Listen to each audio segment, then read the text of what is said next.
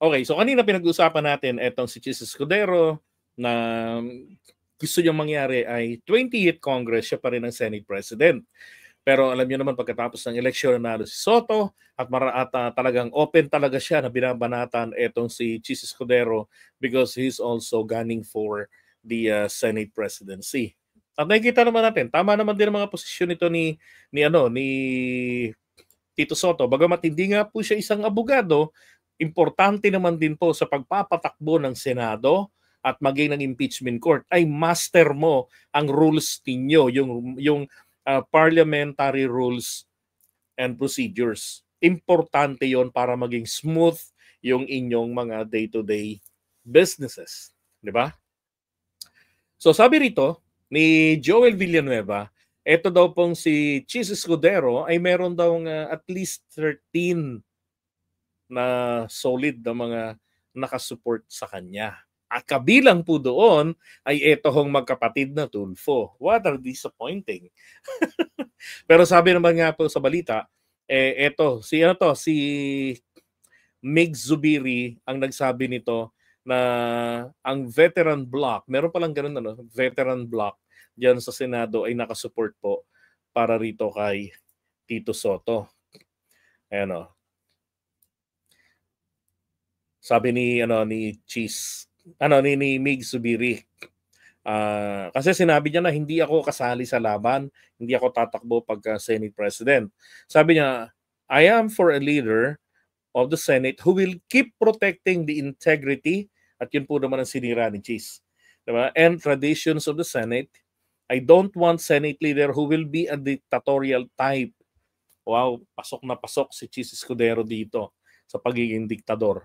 I don't want us to be similar to the other chamber where it is only one emperor who dictates all the instructions to the members of the body. Sinong tinutukoy yung other chamber dito? Walang iba ho kung hindi yung House of Representatives. And one emperor ay si Speaker Martin daw na nagdidikta lamang doon sa mga gagawin nung kapulungan. Anyway. Sabi niya, according to Subiri, veteran bloc consists of himself, returning Senators Panfilo Lacson and Soto, as well as Senator Loren Legarda. So ilan pa lamang po sila na binabanggit yung pangalan. Sabi 13. So ibig sabihin po ay meron pong 11. Okay? So naalala ko na naman po dati, kagaya kay Zubiri. Sabi niya meron siyang solid ng 13 na nakasupport sa kanya. And then at the end of the day, di ba, isa sa bumaklas sa kanya si Senator Bato de la Rosa na yumakap pa sa kanyang asawa pakatapos siyang ilaglag. Dahil ang pagka-Senate President po nito ni Chis Escudero ay napakanipis ng kapit nito. Isa lang, kung hindi po naghudas sa kanyang pledge, etong si Senator Bato, hindi po magiging Senate President ng 19th Congress etong si Chis Escudero. Dahil naging siyang Senate President dahil po sa inis ng kanyang mga kasama dahil masyadong mahigpit etong si Zubiri. Napaka-traditional niya. Okay?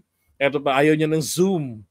And expressing dissatisfaction with the Senate's current leadership, sabi ni Zubiri, open daw po siyang suportahan ang iba pang mga kandidato. Wala naman ibang mga kandidato pag Senate President.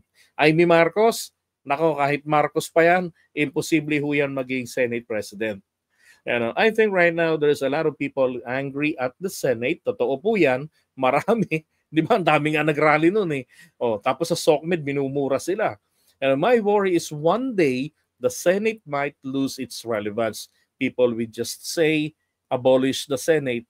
Uy, matagal na pong sinasabi ng mamamayan, i-abolish na ang Senate. Diba? Once we lost relevance, the people will no longer want us, no longer need us. That is a failure on our part as senators. Wala naingot kayo eh. Ngayon, ito yung ayaw na ayoko rito eh. Yung paniniwala nila, sinasabi nila palagi na the Senate is the last bastion of democracy. Kalokohan na malaki yan para sa akin. Bakit?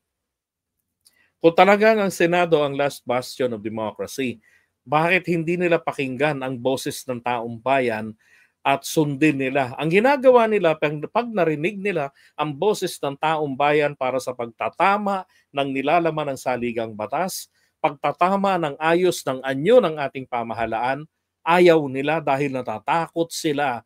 And they even express that, na baka pag nabuksan ang pag-amyenda ng saligang batas, ay madamay ang political provision. Baka biglang tunawin ang Senado. Kami pa naman ang huling-huling kanlungan ng demokrasya. That's fucking bullshit. Sabi ko nga sa mga ibang nagtatanggol dyan ako, sige, bigyan nyo ako ng bansa na maunlad na katulad ng setup ng Pilipinas. At bibigyan ko kayo ng isang katutak na mga bansa na ang setup ay parliamentary system. Di ba? Kasi sa parliamentary system, napakadali ang mga pagbabago. Kung corrupt, mahinang klaseng leader pala, meron po kasing organizational leadership, napakagaling. Pero pagdating po doon, para sa bayanan ninyo, which is ang dami mo nang hahandelin yung mga kasamahan mo, yung partido ninyo, plus yung ibang mga partido na kasama nyo sa inyong kapulungan. Paano mong i-manage ng maayos yan na meron kayong harmonious relationship? Diba? So that's another stage of leadership. Pagka ganyang mahina, pwedeng mag-resign anytime, katulad sa UK, yung sinundan ni Sunak. Yung sinundan ba ni Sunak, yung sumunod sa kanya? Basta babae yun, nag-resign agad, 2 araw lang yata. Di ba? O hindi naman na talagang walang kakayanan, pwede nang sabihin, pwede nang mag-raise ng motion, yung vote of no confidence.